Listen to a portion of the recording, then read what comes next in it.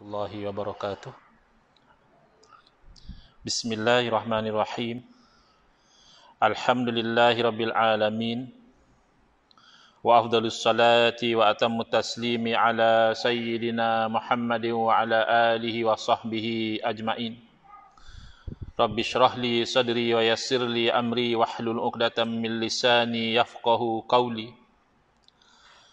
Subhanaka la ilma lana illa ma 'allamtana innaka antal alimul hakim.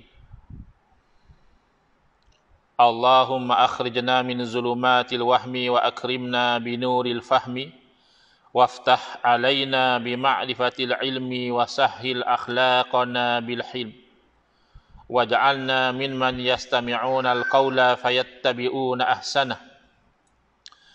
Allahumma ati nufusana taqwaha wa zakkiha anta khairu man zakkaha anta waliyuha wa maulaha.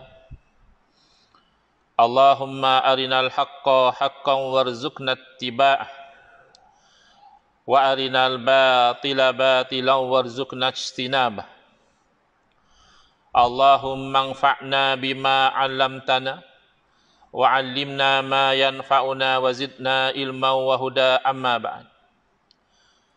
Qala Asy-Syekhul Mu'allif Al-Marhum As-Sayyid Muhammad ibn Alawi Al-Maliki rahimahullahu ta'ala wa nafa'ana bihi wa bi'ulumihi fid dharaini amin. Wa min huna fa innal wajiba 'alaina annana idza wajadna fi kalamil mu'minina isnada syai'in li ghairillahi subhanahu wa ta'ala fa innahu yajibu hamluhu 'alal majazil aqli wa la sabila ila takfirihim idhil majazul aqliyu musta'malun fil kitabi was sunnati fasuduru dhalikal isnadi min muwahhidin kafin fi ja'lihi isnadan majaziyan لأن الاعتقاد الصحيح هو اعتقاد أن الله هو الخالق للعباد وأفعالهم لا تأثير لأحد سواه لا لحي ولا لميت.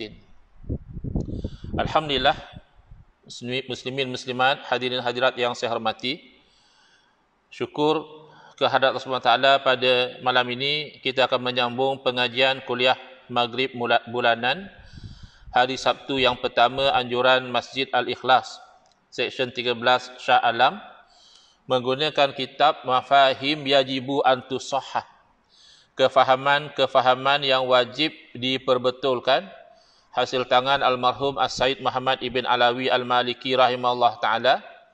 Masih lagi beliau cuba menerangkan dan cuba memperbetulkan kefahaman yang silap tentang masalah tauhid dan syirik, yang mana ini perkara yang sangat mendasar, ini perkara yang sangat asas di dalam agama kita, iaitu mentauhidkan Allah Subhanahu wa taala dan menjauhi syirik.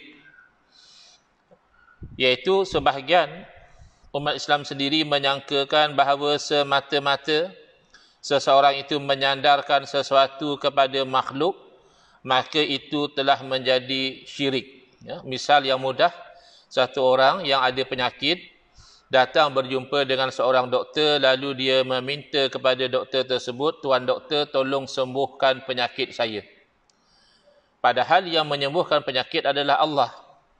Jadi dia menyangkakan orang ini telah syirik, sebab dia meminta sesuatu yang sepatut dia minta kepada Allah, minta kepada makhluk. Atau misalnya dia telah berobat dengan doktor tersebut, lalu sembuh, lalu dia cerita pada orang, doktor tu dah sembuhkan penyakit saya. Saya dah banyak tahun sakit. Mujurlah berobat kat satu doktor di Shah Alam, oh sembuh. Jadi doktor tu dah sembuhkan penyakit saya. Jadi oleh kerana orang itu menisbahkan kesembuhan kepada makhluk, maka dia menyangkakan oleh itu orang ini telah syirik. Ini adalah salah faham, ya. Baik.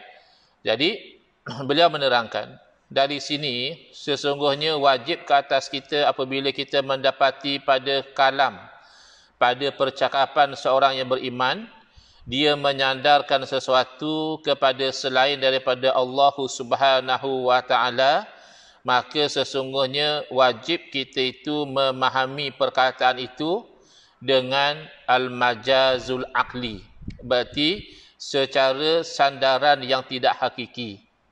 Adapun yang menyembuh secara hakiki pastilah Allah Subhanahu Wa Taala. Apa dalil? Yang bercakap itu orang beriman. Orang yang beriman secara umumnya dia tahu Allah Taala yang Maha Berkuasa, Allah Taala yang Maha Berkehendak. Habis yang kamu pergi berobat iaitu usaha ikhtiar. Itu sebab musabab. I'tiqad ahli sunnati wal jamaah, asbab tidak memberi kesan. Kita berobat, yang hakikat menyembuh tetap Allah juga. Kita makan, hakikat yang mengenyangkan tetap Allah juga. Seseorang yang menikam, hakikat yang melukakan tetap Allah Subhanahu Wa Taala juga. Jadi kalau dia nisbah kepada makhluk, itu secara metaphorical, bukan secara actual. Majaz al-aqli. Dan tidak boleh mengkafirkan mereka. Kebelakangan ini ada sikap mudah bersangka buruk sesama orang Islam. Kecoh sehari dua ni isu orang mandi nak naik ke Gunung Jerai. Jadi kecoh kenapa? Kata ini khurafat. Mana ada dalil nak naik Gunung Jerai kena mandi? Benar kalau semata-mata ceritanya kalau nak naik Gunung Jerai maka sunat mandi secara khusus macam itu tak ada. Bahkan setahu saya lah, tak ada dalam hadis, dalam ayat Quran cerita tentang Gunung Jerai secara khusus. Tetapi kalau kita boleh memandang secara lebih luas, orang ini pergi ke Gunung Jerai nak buat apa? Nak ziarah kubur. Buat apa biasanya ziarah kubur? Berdoa di sisi kubur. Sama ada berdoa, memohon ampun kepada orang yang di dalam kubur, atau di sisi ahli sunnah wal jamaah boleh berdoa kepada Allah dengan bertawassul kepada orang soleh. Baik. Jadi berdoa tentulah yang beradabnya dalam keadaan tubuh badan itu bersih, boleh saja. Doa dalam keadaan badan tak bersih boleh. Tapi yang lebih afdal, innallaha yuhibbut tawwabina wa yuhibbul mutatahhirin. Allah Taala kasih kepada orang yang suka bertaubat dan Allah kasih kepada orang yang suka kepada kebersihan. Dan juga lebih beradab kalau berdoa itu dalam keadaan suci daripada hadas. Tapi kenapa kena kat perigi itu? Banyak kemungkinan. Pertama, yang dekat dengan tempat yang dizarahi. Boleh mandi di rumah, tapi sampai di situ dah berpeluh balik. Yang kedua, biasanya air gunung ni air yang pure, yang bersih. Biasanya orang akan rasa segar kalau mandi dengan air gunung. Yang ketiga, katakanlah perigi tersebut digali oleh orang soleh. Sebagaimana cerita, ini perigi Tok Syekh. Tok Syekh ni ulama', orang soleh. Katanya dialah yang awal-awal mengislamkan Sultan Kedah pada masa itu. Jadi di sisi ahli sunnah wal jamaah, tabarruk mengambil berkat dengan athar as-salihin, mengambil bekas dengan kesan-kesan orang soleh itu dibolehkan. Ini disebut oleh Al-Imam An-Nawawi rahimahullah ta'ala ketika mensyarahkan hadis sahih Muslim yang mana isteri Nabi SAW memberitahu bahawa jubah yang dipakai oleh Nabi SAW itu mereka ambil, basuh dan airnya itu dibuat rawatan kepada orang sakit. Maka kata Imam Nawawi rahimahullah ta'ala, ini menjadi dalil boleh kita itu mengambil berkat daripada kesan orang-orang yang soleh. Tapi ada golongan yang strict, yang rigid, dia kata tak boleh.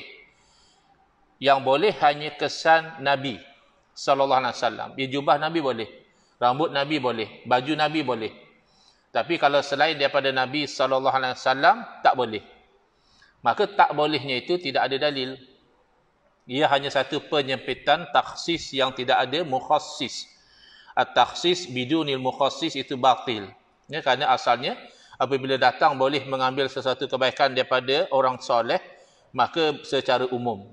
Katakanlah, begitu pendirian mereka, sekurang-kurangnya kita katakan ini ada perbezaan pandangan, maka tidak sampailah orang itu mengkafirkan saudaranya semata-mata ada perbezaan pandangan dalam soal boleh atau tidak mengambil barakah daripada kesan-kesan orang-orang solihin selain daripada para Nabi alaihimussalatu wassalam.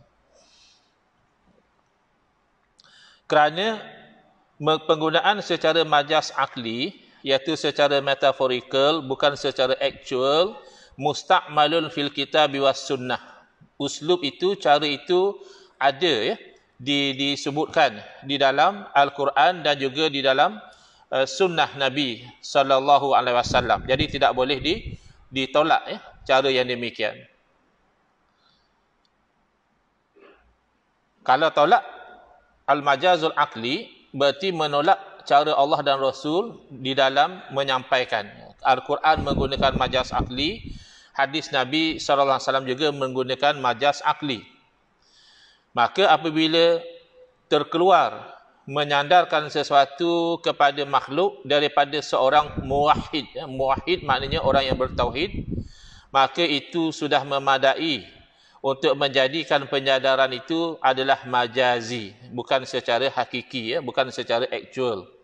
Maknanya orang itu bila dia kata dia ni orang yang beriman, orang tanya, nampak Tuan Haji sekarang dah sihat tak macam saya jumpa tahun lepas, saya nampak lemah. Oh, dia kata memang tahun lepas saya memang sakit teruk, sakit teruk. So sekarang ni macam mana? Oh, ada doktor yang bagus, saya berobat dengan dia dah sembuhkan dah penyakit saya. Bertahun saya sakit, doktor di Shah Alam dah sembuhkan penyakit saya. Dia ni orang beriman. Maka the fact that dia orang beriman, itu menyebabkan kita faham dia sandarkan sembuh pada doktor itu majazi, bukan actual. Dan insya-Allah kalau kita tanya dia pun, bukan Allah yang sembuhkan kamu. Dia berkata, ya, memanglah Allah yang sembuhkan. Maksud saya ni dari segi asbab. Ya, saya dah berobat dengan doktor ni, doktor tu rawatan tradisional dah cuba, obat kampung dah cuba, ya, tapi ya Allah sembuhkan penyakit saya dengan asbab doktor ini. InsyaAllah ya, kalau kita tanya pun dia tidak akan lari daripada kefahaman demikian. Kerana iktikad yang benar adalah iktikad bahawa Allah Ta'ala yang menciptakan hambanya dan Allah juga yang mencipta perbuatan hambanya. Walaupun zahir yang merawat adalah doktor, hakikat yang menjadikan rawatan dan menjadikan kesembuhan adalah Allah Subhanahu wa Ta'ala. La ta'sira li ahadin siwah. Tidak ada kesan. Ini yang dalam bahasa lama dia kata bekas. I'tiqad Ahlussunnah wal Jamaah adalah segala kainat dan segala af'al yang baharu tidak memberi bekas. Kainat itu makna perkara-perkara yang berlaku ni. Demikian juga af'al yakni perbuatan baharu yakni makhluk tiada memberi bekas, ya, iaitu kesan. Bahasa mudah, ya. Nasi tidak mengenyangkan. Ubat tidak menyembuhkan, api tidak menghanguskan, pisau tidak melukakan. Itu maksudnya taksir. Tetapi dari segi asbab, bila kita ambil kira, asbab kita lihat apa yang biasa berlaku, kita ambil kira untuk kemudahan hidup kita. Lapar, ya makan. Sakit, berobat. Ada pisau, jangan ditoreh, nanti luka. Ada api, jangan disentuh, nanti hangus.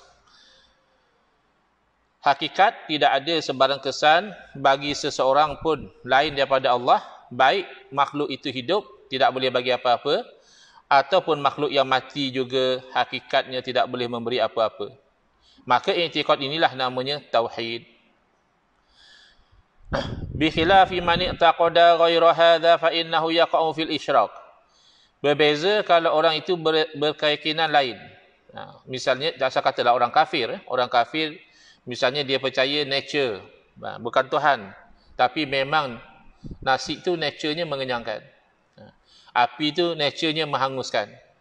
Bahkan di kalangan ahli kiblah sendiri, ada yang terjerumus kepada kesalahan ini seperti yang berlaku kepada golongan Qadariyah ataupun golongan Mu'tazilah.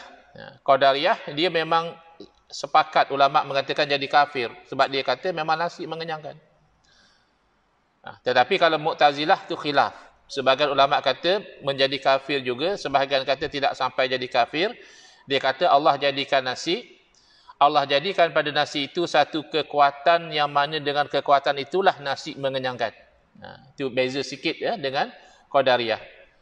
Oleh sebab beza itulah sebahagian ulama mengatakan tidak sampai jadi kafir, tapi masih akidah itu akidah yang bid'ah. Orang yang berakidah demikian menjadi fasik, berdosa besar.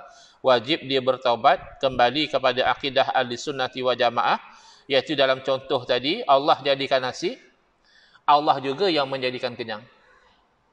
Cuma biasanya lepas makan nasi, Allah jadikan kenyang. Jadi mudah urusan kita. Nak kenyang, makan nasi. Tapi boleh saja Allah jadikan seorang itu kenyang tanpa makan, ataupun makan tetapi tidak kenyang. Ini adalah tauhid. Kalau beriktikad lain daripada itu, maka terjerumus dalam syirik. Walaisa fil muslimina itlaqan man ya'taqidu li ahadin ma'allahi fi'lan aw tarkan aw rizqan aw ihya'an aw imatatan. Tidak ada orang Islam secara itlak yang berkeyakinan bahawa ada selain daripada Allah yang boleh berbuat sesuatu, yang boleh meninggalkan sesuatu, yang boleh memberi rezeki, yang boleh menghidupkan, yang boleh mematikan, berserta dengan Allah tak ada. Tapi tidakkah Nabi Isa AS boleh menghidupkan orang mati? Itu kan sabit dalam Al-Quran. Itu Nabi Isa AS menghidupkan orang mati bukan berserta dengan Allah. Mana Allah boleh hidup orang mati, Nabi Isa pun ada satu kuasa lain, hidupkan orang mati juga. Tidak. Nabi Isa AS menghidupkan orang mati, kalau kita tengok Al-Quran, biiznillah. Dengan izin daripada Allah Ta'ala, yakni itu pun hakikatnya adalah kuasa Allah dan juga ciptaan Allah. Cuma berlaku secara asbabnya di atas tangan Nabi Isa AS. Secara hakikat, tetap yang menghidupkan itu adalah Allah. Wa ma jaa minal alfazil muwahhimati fa inna maqsuda ashabiha huwal istishfa'u ila Allah bil wasilah. Adapun kalau datang lafaz-lafaz yang sepintas lalu macam dia kata makhluk yang buat, makhluk yang tolong, makhluk yang bagi hidayah misalnya. Nah, patutnya bagi hidayah Allah, tapi cara dia cakap tu macam makhluk yang bagi hidayah misalnya. Maka maksud daripada orang yang bercakap itu adalah istishfa', meminta syafaat kepada Allah dengan wasilah tersebut. Fal maqsuduhu Allah, yang menjadi tujuan sebenarnya adalah Allah Subhanahu Wa Taala, bukan makhluk yang disebutkan itu. Bahkan ini dalam Al-Quran juga sama ya.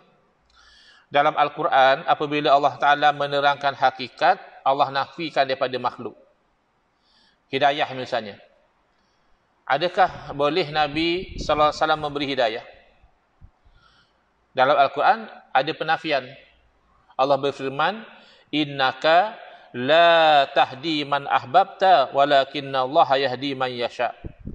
Sesungguhnya kamu, yakni Nabi Muhammad sallallahu alaihi wasallam, la tahdi, tidak boleh memberi hidayah kepada orang yang kamu kasihi, akan tetapi Allah lah yang memberi hidayah kepada siapa yang Allah Ta'ala kehendaki. Jadi ini dari segi hakikat. Tetapi apabila Allah Subhanahu Wa Ta'ala menerangkan asbab, Allah nisbahkan hidayah pada Nabi. Adakah Nabi SAW boleh memberi hidayah? Ya memang. Dalam Al-Quran Allah berfirman, innaka la tahdi ila siratim mustaqim. Sesungguhnya kamu, yakni Nabi Muhammad sallallahu alaihi wasallam, benar-benar memberi hidayah kepada jalan yang lurus. Jadi kalau kita faham mana satu percakapan yang hakikat, mana satu percakapan yang majazi, tidaklah kita itu terjerumus di dalam kesilapan, mudah mensyirikkan orang-orang Islam.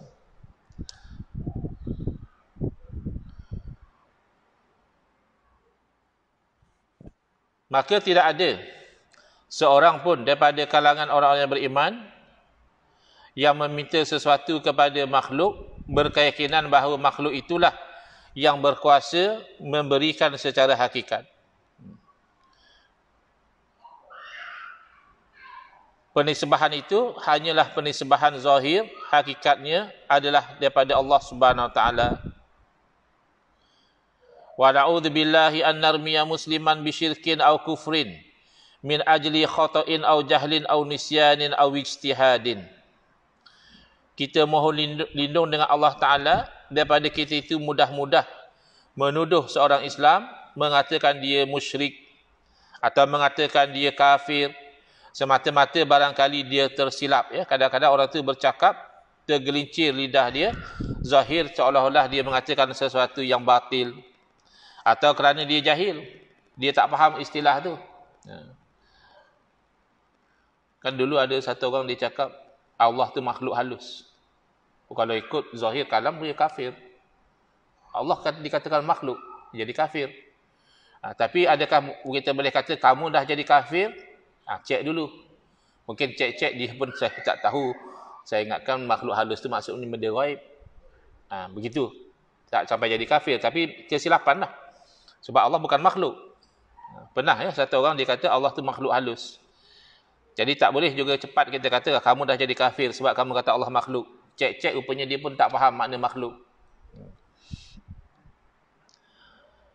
Jadi tidak semudah itu untuk kita itu mengkafirkan atau memusyrikkan seseorang kerana dia tersilap atau kerana dia jahil atau kerana dia lupa atau kerana sesuatu ijtihad.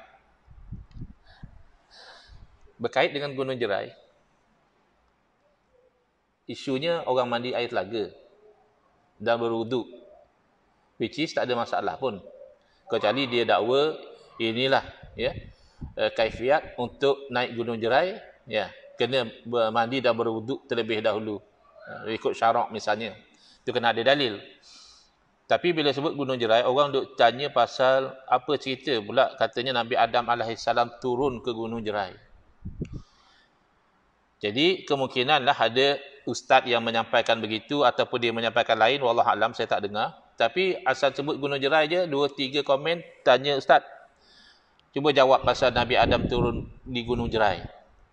2-3 komen lah tanya benda yang sama.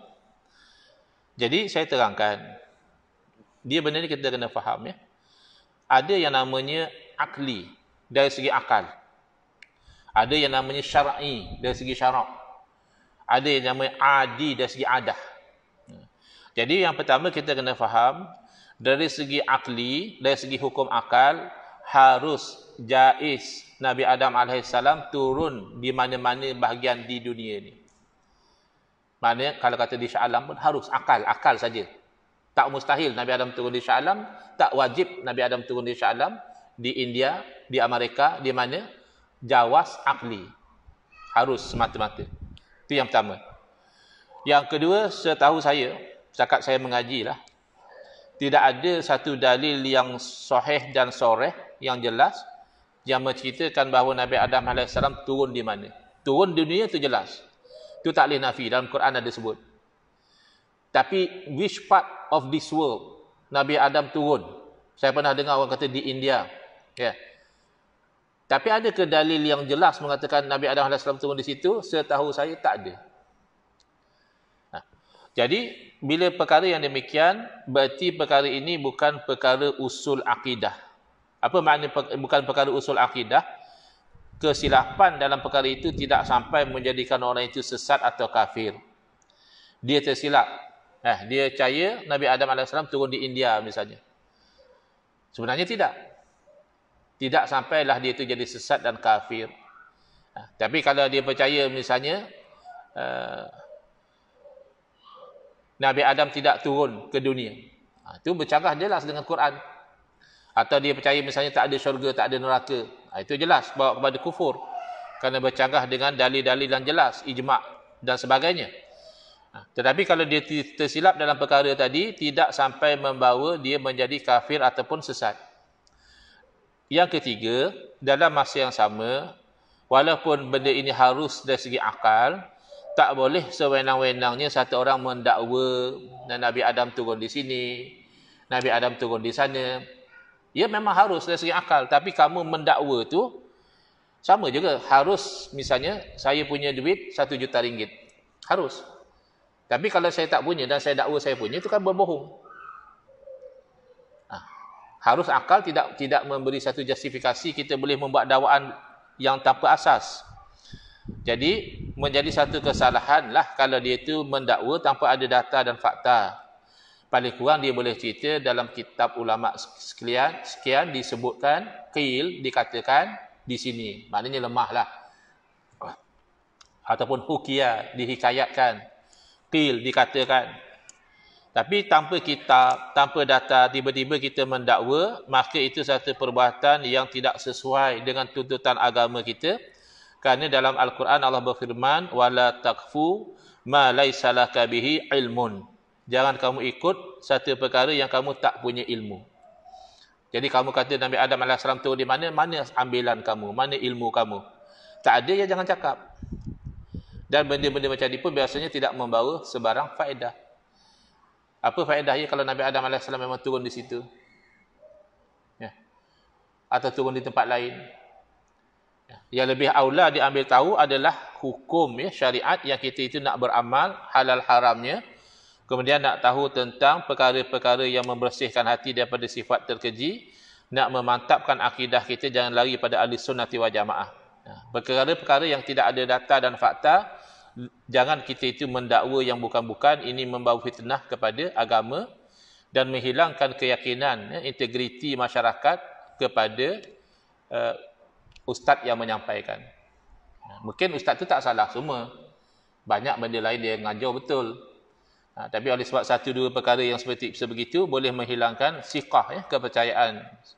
Lebih elok berhati-hati dalam perkara yang tidak jelas sebegitu. Jadi kafir tak? Tidak.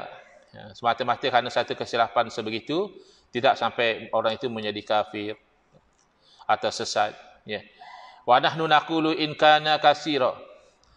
Wa nahnu naqulu in kana katsirun min haula'i yukhti'una fi ta'bir bi talabil maghfirati wal jannati wasyifai wan najahi wa su'alihim zalika min Rasulillah sallallahu alaihi wasallam mubasharatan fa innahu la yukhti'uhum at-tauhid. Kata kami di sini bermaksud almarhum Said Muhammad bin Alawi Al-Maliki rahimahullah taala.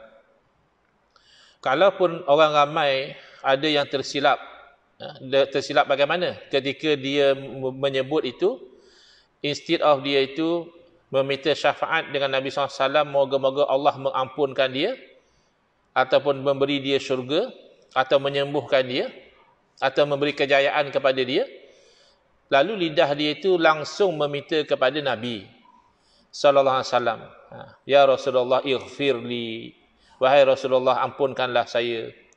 Sepatutnya Allahumma ighfirli bijahin Nabi misalnya, ya Allah dengan kemuliaan Nabi ampunkanlah saya, minta dengan Allah.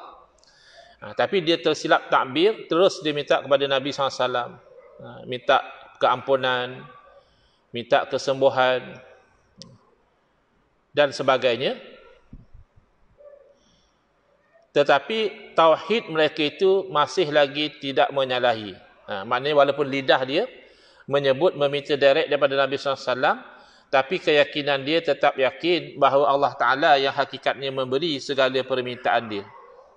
Kerana maksud sebenar adalah memohon syafaat kepada Allah dengan Nabi SAW, seolah-olah dia berkata, ya Rasulullah is'alillaha ayyaghfirali wa ayyarhamani wa ana atawassalu bika ilaihi fi qada'i hajati wa tafriji kurbati wa tahqiqi gharbati.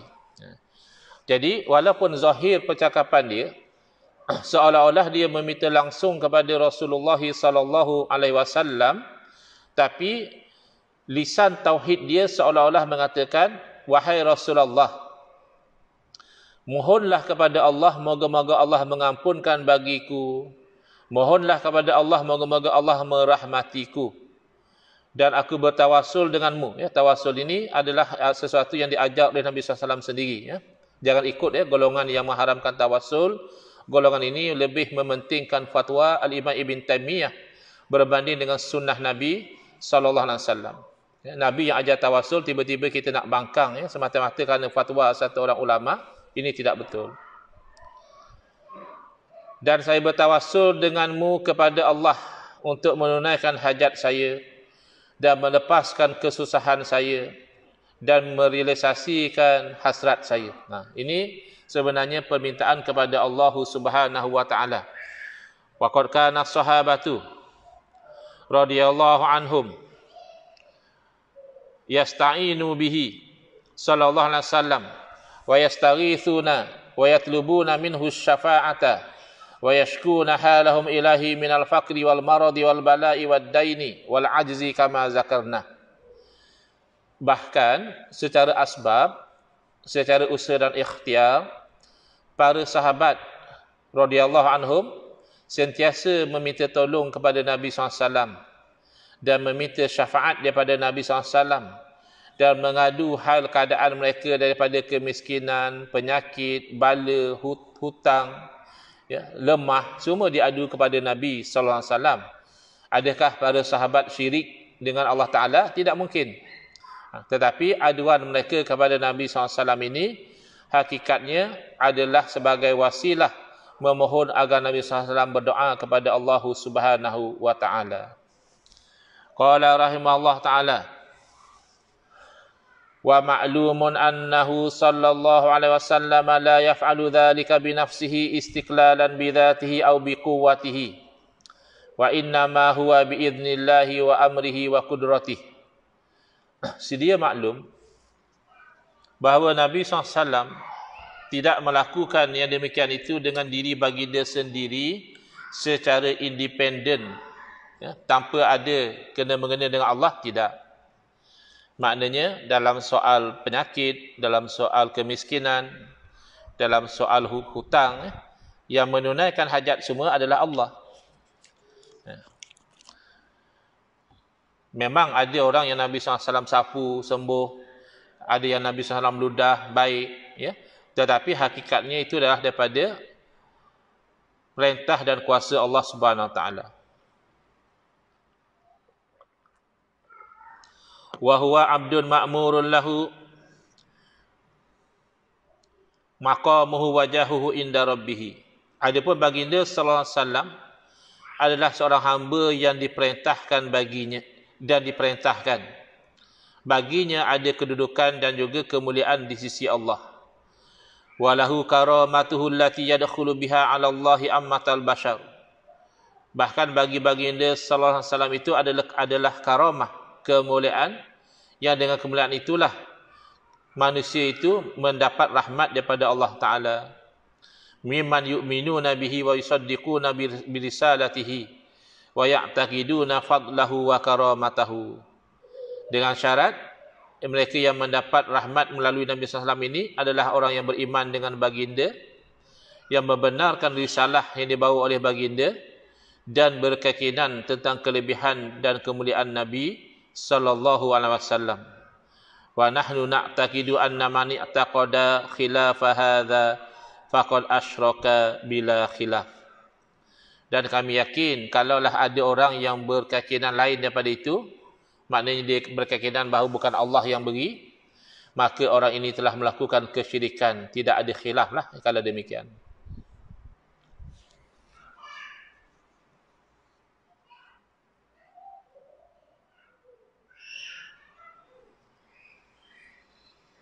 Qala rahimahullah ta'ala walidzalika tarahu sallallahu alaihi wasallam fi ba'dil ahyani yunabbihu ala hadha idza zahara lahu bi tariqil wahyi awil hali anna as-sa'ila awis sami'a naqisul i'tiqadi fa fi mawqifin yukhbiru annahu sayyidu waladi adam wa fi mawqifin akhar yunabbihuhum ala anna as-sayyida huwa Allah. Oleh kerana itu, kamu perhatikan bahawa Nabi SAW pada masa-masa tertentu, baginda memberi peringatan. Hakikat ni, takut orang lupa hakikat. Ada masa-masa Nabi SAW ingatkan balik hakikat Allah. Apabila zahir kepada baginda sama ada dengan jalan wahyu, atau baginda memastikan hal keadaan orang yang bertanya itu, atau orang yang mendengar itu dari segi i'tiqadnya itu masih kurang mantap. Jadi Nabi SAW akan menerangkan. Cuba perhatikan. Dalam satu kejadian, Nabi SAW sendiri menisbahkan diri baginda itu sebagai sayyid. Annahu sayyidu waladi Adam. Saya adalah penghulu kepada anak Adam. Tetapi apabila dalam keadaan yang lain, untuk menceritakan hakikat, Nabi SAW memberitahu kepada orang ramai, anna sayyida huwa Allah. Sayyid, Tuhan yang sebenar adalah Allah. Habis Nabi SAW sayyid juga. Itu sayyid daripada sudut manusia. Jadi di kalangan manusia, Nabi lah ketuanya. Tapi bila sebut sayyid, itu nisbah kepada Allah, itu memang Tuhan yang sebenar yang memiliki hamba. Adapun Nabi, Rasulullahi wa abduh. Ya, utusan Allah dan masih hamba Allah lagi. Wa fi mawqifin yastaghithuna bihi wa yu'allimuhum an yatawassalu bihi wa fi mawqifin akhar yaqulu lahum innama yustaghatsu billahi wa la yustaghatsu bi. Cuba tengok ya. Bab istighosah ni yang banyak kawan-kawan jadi keliru ya. Banyak kawan-kawan yang kata ini syirik, ni tak boleh. Dalam keadaan-keadaan tertentu Nabi sallallahu alaihi wasallam mengajar umat supaya beristighosah dengan Nabi dan bertawassul dengan Nabi sallallahu alaihi wasallam. Nabi sendiri mengajar sahabat minta tolong dengan Nabi dan bertawassul dengan Nabi. Tapi ada masa-masa tertentu yang mana Nabi SAW melihat ada kepentingan untuk ingatkan umat bahawa pertolongan sebenarnya daripada Allah. Nabi SAW bersabda, innama yustaghasu billahi wa la yustaghasu bi. Hanya saja diminta tolong itu dengan Allah, bukan minta tolong dengan saya. Itu macam mana? Satu masa Nabi suruh minta tolong dengan Nabi, suruh tawassul dengan Nabi. Dalam masa yang lain Nabi SAW beritahu minta tolong itu dengan Allah, bukan dengan saya. Berarti ada masa-masa Nabi SAW mengajar syariat, asbab. Ada masa-masa Nabi SAW mengajar hakikat tauhid.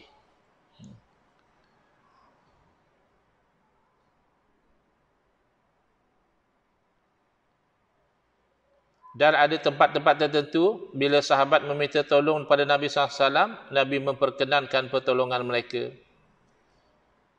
Dan ada kalanya Nabi SAW memberi pilihan, sama ada mereka sabar dengan ujian dan mendapat jaminan syurga, ataupun disingkap ujian itu dengan segera, sebagaimana diberi pilihan kepada orang buta. Yang nak supaya sembuh, Nabi kata kalau sabar lebih baik, tapi kalau nak sembuh daripada buta juga boleh. Dan beri pilihan kepada satu orang perempuan yang ada penyakit, dan beri pilihan kepada Qutadah radhiyallahu anhu yang hilang pandangan matanya. Tapi dalam masa yang lain, Nabi SAW mengingatkan kembali kepada hakikat tauhid, lalu bagi dia bersabda kepada sahabat, idza sa'alta fas'alillaha. Bila kamu meminta, mintalah kepada Allah. Wa idza sta'anta fasta'in billah. Apabila kamu nak minta tolong, maka minta tolonglah dengan Allah. Mana apa pun hakikatnya Allah. Tapi ada masa yang lain Nabi kaitkan dengan manusia. Pertolongan itu daripada manusia. Iaitu Nabi SAW bersabda, man farraja an mu'minin kurbatan ila akhiril hadis. Barang siapa yang menolong kesusahan seorang mukmin, nanti Allah akan lepaskan dia daripada kesusahan hari akhirat. Maknanya Nabi nisbahkan pertolongan kepada manusia.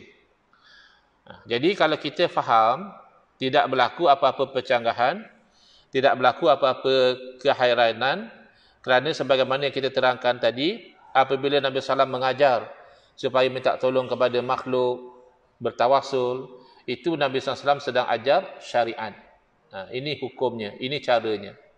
Tetapi apabila Nabi SAW mengajar tentang minta tolong kepada Allah, Nabi SAW mengajar hakikat. Ya. Sama sebagaimana apabila Nabi SAW ajar hakikat, penyakit tidak ada jangkitan.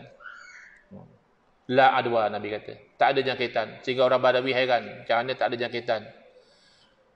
Unta yang sakit masuk dekat unta yang sihat semua jadi sakit. Lalu Nabi SAW tanya, faman a'dal awal? Kalau penyakit dengan jangkitan, maka siapa yang menjangkiti unta yang mula-mula tu? Baru orang Arab Badawi itu faham bahawa penyakit daripada Allah. Tapi dalam riwayat yang lain, Nabi SAW suruh lari daripada orang sakit kusta macam lari daripada singa. Kerana itu nak mengajar syariat. Syariat dan hakikat ini dia seiring insya-Allah. Wallahu a'lam.